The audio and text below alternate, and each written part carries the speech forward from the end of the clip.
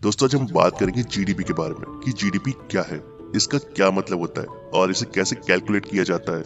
अगर आप भी नहीं जानते कि जीडीपी क्या है और इसे कैसे कैलकुलेट किया जाता है तो ये वीडियो पूरा जरूर देखें।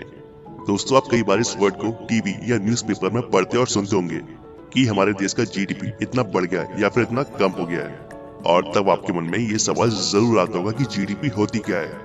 तो आपको बता दें कि जीडीपी का मतलब ग्रॉस डोमेस्टिक प्रोडक्ट यानी कि सकल घरेलू उत्पाद होता है।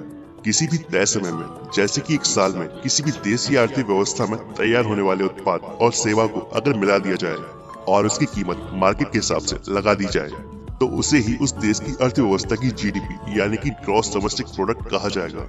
मतलब एक साल में उस देश में जितना प्रोडक्शन हुआ है उसे ही जीडीपी कहा जाता है। दोस्तों जीडीपी मुख्य रूप से तीन चीजों पर बेस्ड होती है। पहला कृषि, दूसरा उद्योग और तीसरा सेवा यानी कि सर्विसेज।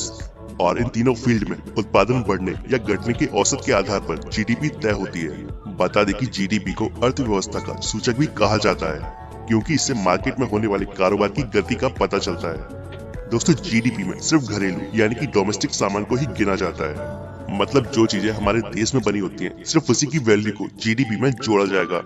जैसे मान लीजिए कोई चीज भारत में बनी है और वो भारत या फिर किसी और देश में जाकर बिकती है तो उसे जीडीपी में जोड़ा जाएगा।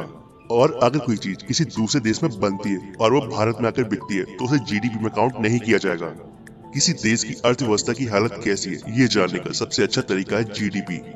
किसी देश की जीडीपी को कैसे मापा जाता है, अगर इसे बिल्कुल आसान तरीके से समझे तो मान लीजिए किसी देश में एक साल में सिर्फ 100 कुर्सियां बनती हैं और एक कुर्सी की कीमत 200 रुपए है तो उस देश की जीडीपी 20,000 रुपए होगी।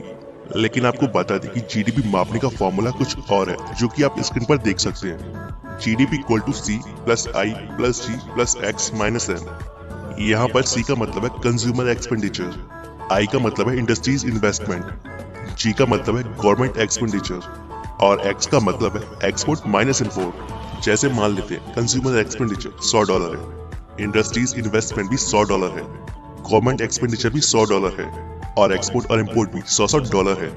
और तब जीडीपी होगी $300 क्योंकि जीडीपी की वैल्यू निकालते समय एक्सपोर्ट को इम्पोर्ट से माइनस कर दिया जाता है।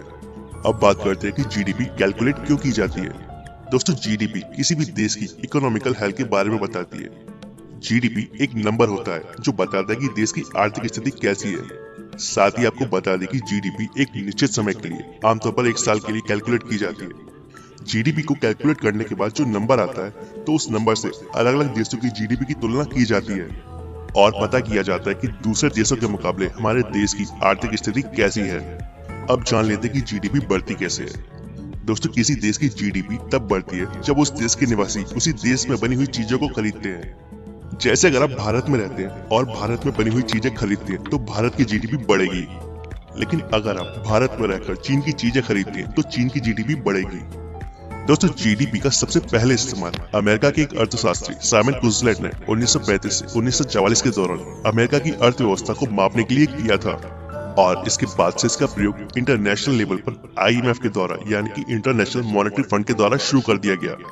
और आज दुनिया का लगभग हर देश अपने देश की अर्थव्यवस्था को मापने के लिए जीडीपी का ही इस्तेमाल करता है। तो दोस्तों अब आपको अच्छे से समझ आ गया होगा कि जीडीपी क्या है और इसे कैसे कैलकुलेट किया जाता है। उम्मीद करता हूँ दोस्तों आपको ये वीडियो पसंद आएगा। वीडियो अच्छा लगे तो वीडियो को लाइक एंड शेयर करना ना भूलें और अगर आपके कोई सवाल या सुझाव है तो कमेंट बॉक्स में कमेंट करके बताएं। And thanks for watching.